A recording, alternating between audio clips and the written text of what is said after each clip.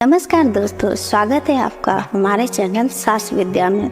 आज मैं आपको अमावस व्रत की अमर सुहाग देने वाली एक बहुत ही सुंदर कहानी सुनाने जा रही हूँ।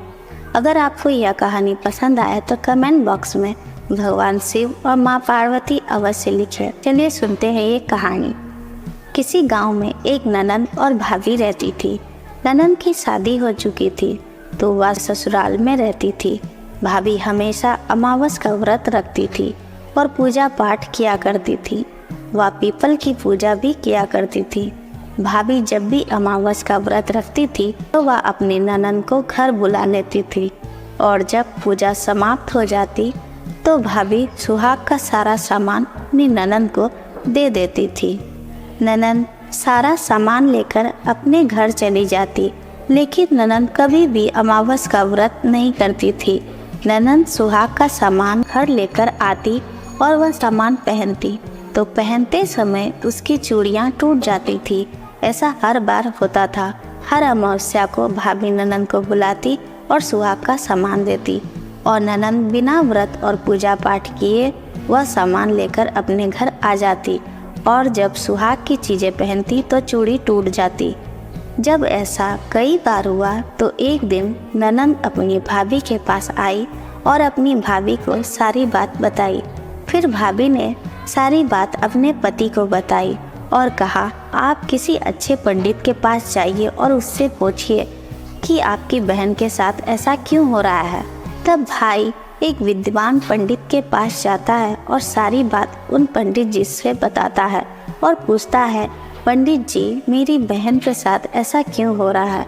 तब पंडित जी कहते हैं कि तुम्हारी बहन भाभी का दिया हुआ सुहाग का सामान ले तो लेती है, लेकिन कभी अपनी भाभी के साथ अमावस का व्रत नहीं रखती, पूजा पाठ नहीं करती और ना ही अमावस्या की कथा सुनती।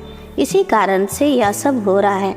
आप अपनी बहन से जाकर कहो कि वह भी अमावस का व्रत करे और भगवान शिव और माँ पार्वती की पूजा करें और अमावस्या की कथा सुने। अगर वह ये सब करेगी तो भगवान शिव और माँ पार्वती की कृपा से सब कुछ ठीक हो जाएगा। यह सुनकर भाई अपने घर जाता है और पंडित जी की बताई हुई सारी बात अपनी पत्नी और बहन को बताता है। तब बहन को अपनी गलती पर पछतावा होता है और वह कहती है कि अब मैं भी भाभी के साथ अमावस्या का व्रत किया करूँगी, पूजा पाठ किया करूँगी। फिर अमावस्या आने पर ननंद ने अपनी भाभी के साथ अमावस्या का व्रत रखा और पूजा पाठ किया और कथा सुनी। इसके बाद जब भी ननंद अमावस्या के दिन भाभी के यहाँ आती तो पूजा पाठ करती थी और भाभी जी का सुहाग का सामान देती, उसे घर लेकर जाती थी। अब जब भी ननंद उस सामान को पहनती तो चूड़ियाँ नहीं टूटती थी। अब ननंद और भाभी खुशी खुशी अमावस्या का व्रत करती थी। इसी तरह जो भी सुहागन स्त्री अमावस्या का व्रत करती है, भगवान शिव और माँ पार्वती की पूजा करती है, उन्हें अखंड सौभाग्यवती होने का आशीर्वाद प्राप्त होता है। उन्हें माँ पार्वती का आशीर्वाद मिलता है और उनके पति को दीर्घायु मिलती है। तो हे भगवान शिव, हे माँ पार्वती, अपने आशीर्वाद से सभी स्त्रियों का सुहाग अमर करना।